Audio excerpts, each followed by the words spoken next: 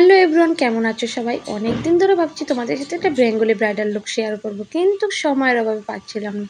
যাক, ফাইনালি আজকে চলে আসলাম তোমাদের সাথে একটা বেঙ্গলি ব্রাইডাল লুক শেয়ার করতে।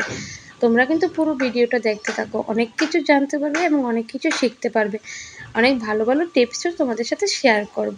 যাই হোক, আমি মডেলকে ক্লিনজিং, টোনার, ময়শ্চারাইজার, প্রাইমার করার পর, কনসিল করার পর ফাউন্ডেশন অ্যাপ্লাই করে ভালোভাবে ব্লেন্ড করে নিয়েছি। এখন আমি এই যে হাইলাইট করে নিচ্ছি স্কিনটা। আর কিন্তু আমি হাইলাইট করছি এখানে ক্রায়োলনের ডার্মা দিয়ে।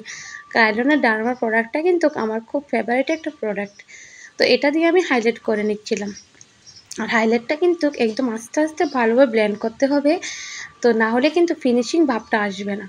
আর এখানে কিন্তু আমি দুজনকে শেখাচ্ছিলাম কাজটা। তারপর আমি তাদেরকে বলছিলাম যে এই যে লুজ বাটারটা প্রথমে কিন্তু মুখে ইউজ করবে না, তাহলে কিন্তু ফিনিশিং ভাবটা আসবে না। প্রথমে হাতে একটু ঘষে নিতে হবে, তাহলে কিন্তু সুন্দরভাবে মুখে সেট হয়ে যাবে লুজ পাউডারটা। তো যাই হোক, তাদেরকে যেহেতু আমি শেখাচ্ছিলাম এবং আমি লুকটাও তৈরি করছিলাম, প্রায় আমার 3.5 ঘন্টা লেগেছিল। আমার ব্রাইডাল কিন্তু ব্রাইড কিন্তু আমাকে কোনো বিরক্ত করেনি। মাঝে মাঝে বলেছিল যে একটু তাড়াতাড়ি করো, বাড়িতে যেতে হবে। যাই হোক, ও কিন্তু প্রচুর টাইম দিয়েছে। আর ও কিন্তু খুব ভালো একটা মেয়ে, হ্যাঁ। আমার নিজের কাছে খুব ভালো লাগে, যখন বলি ও তখনই চলে আসে। যাই হোক, এখন আমি চোখটা এই যে হাইলাইট করে নিচ্ছি, না হলে তো আইশ্যাডো ফুটবে না, হ্যাঁ।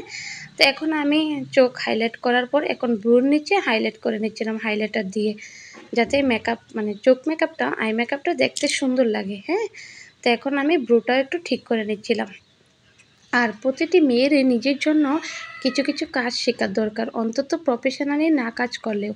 তারা যে দুটো বোন আমার শিখছে, তারাও কিন্তু কোনো প্রফেশনালি কাজ করবে না, জাস্ট নিজের জন্য, নিজে সাজার জন্য। আর আমি মনে করি প্রতিটি মেয়েরই নিজে কিছু হাতের কাজ জানা দরকার। তো যাই হোক, এই যে কথা বলতে বলতে আমার আই মেকআপটা হয়ে গেছে। এখন আমি গ্লো দিয়ে গ্লিটারটা সেট করে নেব।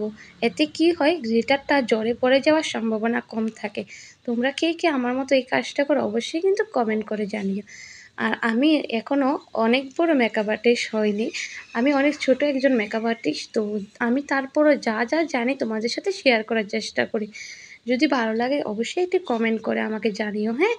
আর কিছু জানতে চাইলে অবশ্যই কমেন্ট করো। আর দেখো, এই যে ব্লাশার, এটা কিন্তু আমার খুব ফেভারিট একটা জিনিস, হ্যাঁ, মেকআপের মধ্যে। ব্লাশার, হাইলাইট, তারপর লিপস্টিক, এইগুলো কিন্তু না দিলে কিন্তু অবশ্যই মেকআপটা ফুটে না, হ্যাঁ। যখন লাস্ট পর্যায়ে যখন ব্লাশার, হাইলাইট, তারপর লিপস্টিক দেওয়া হয় এবং ফোঁটা দেওয়া হয়, মেকআপটা কিন্তু খুব সুন্দরভাবে ফুটে ওঠে। তারপর এই যে দেখো, আমি হাইলাইটারটা হাত দিয়ে দিয়ে দিচ্ছিলাম। আমি হাইলাইটার হাত দিয়ে দিতে বেশি কমফোর্ট ফিল করি, হ্যাঁ। আমি এখানে দুটো হাইলাইট মিশিয়ে দিচ্ছিলাম। একটা ছিল হুজু, তারপর আরেকটা কী নাম জানি ছিল, মনে নেই, পরে দেখে বলতে হবে তোমাদের, যদি জানতে চাও কমেন্ট করো। এই যে এখন আমি চোখের নিচটাও কাজল দিয়ে নিচ্ছিলাম, নাহলে তো ভালো লাগবে না। অবশ্যই চোখের নিচটাও কাজল দিয়ে একদম মাছ করে নেব, হ্যাঁ। এখন আমি মোটামুটি কাজ শেষের পথে ওই চুলটা আমি কেম্পার করে নেব। আগেও কিছুটা করে দিয়েছি একটা বোন, কিন্তু এখন আবার কিছুটা চলে গিয়েছে, হ্যাঁ। তো আমি আবার কিছুটা কেম্পার করে নেব, তারপর চুলটা বেঁধে দেব। তারপর ওকে বললাম যে একটু ফোঁটাটা পর তুই, তো ও নিজেই বলছে ও নাকি পরবে। তারপর বললাম যে পর, তারপর ও পরতে পারলো না, তারপর আমি নিজেই পরিয়ে দিলাম। আর দেখো এখন কি সুন্দর লাগছে, ওকে পুরো লক্ষ্মী লক্ষ্মী লাগছে। আমার কাছে তো অনেক বেশি ভালো লেগেছে, আমি নিজে চোখ ফেরাতে পারছিলাম না। তো এখন আমি লিপস্টিকটা দিয়ে দিচ্ছি, দেখো।